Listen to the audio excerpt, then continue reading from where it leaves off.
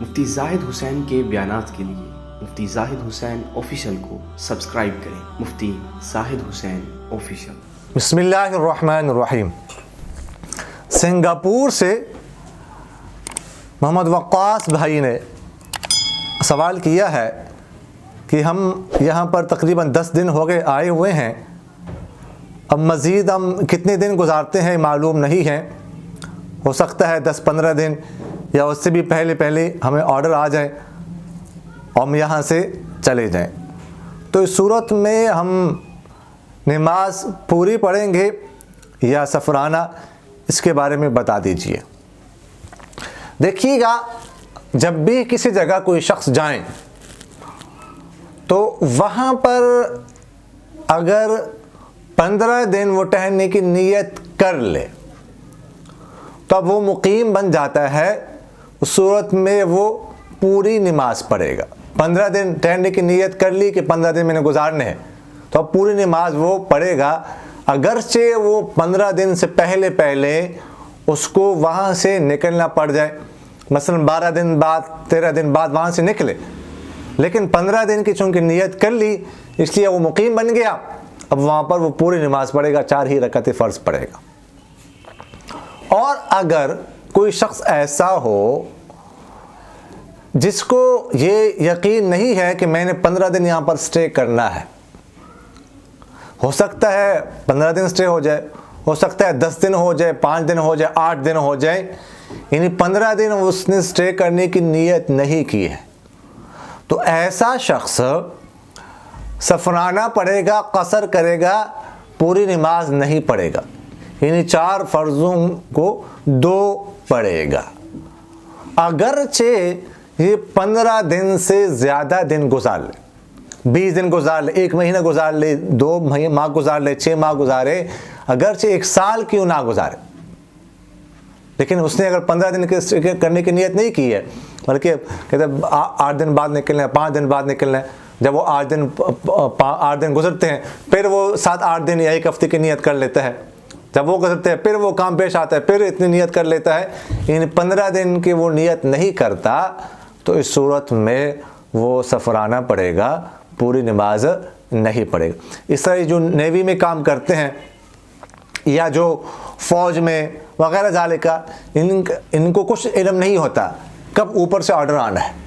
جو ہی اوپر سے آرڈر آتا ہے تو یہ نکلتے ہیں، چونکہ یہ 15 دن وہاں پر سٹے کرنے کی نیت نہیں کرتے، اس لیے یہ سفرانہ پڑھیں گے اگرچہ زیادہ وقت گزر جائے۔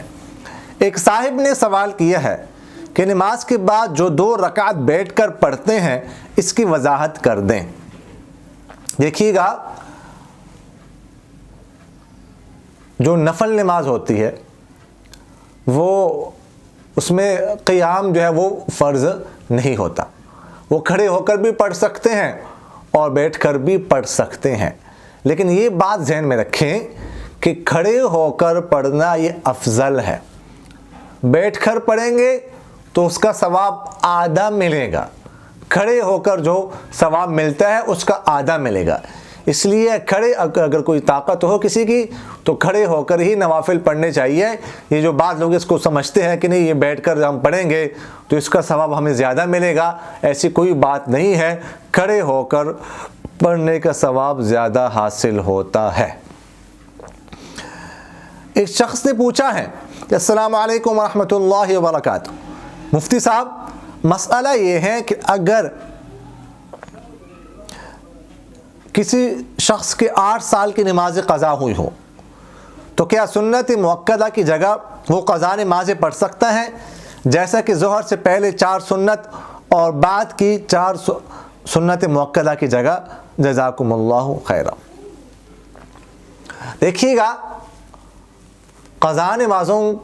کی وجہ سے سنت مؤکدہ کو ترک کرنا یہ مناسب نہیں ہے، قضا نمازوں کی جگہ اپنی ہے،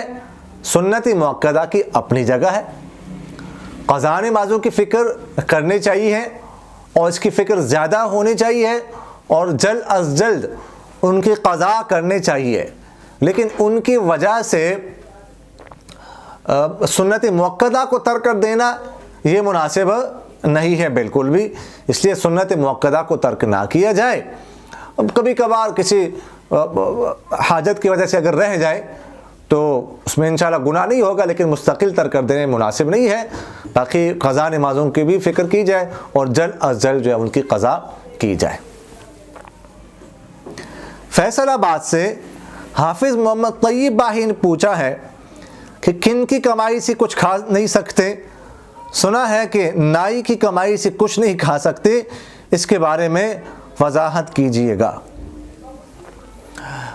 دیکھیے گا، ہر وہ شخص جس کی کمائی حرام کی ہو اور وہ حرام مال،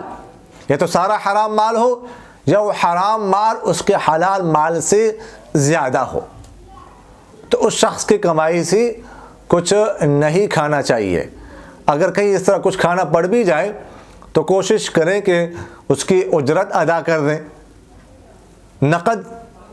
نقدی کی صورت میں، یا کوئی گفٹ وغیرہ لے جائیں کہ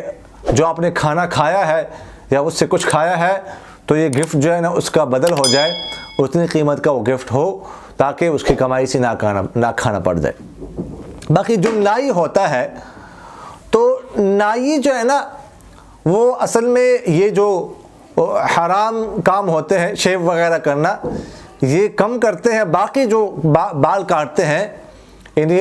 جو حلال کمائی ہوتی ہے وہ زیادہ ہوتی ہے، تو اس لیے وہ اس کی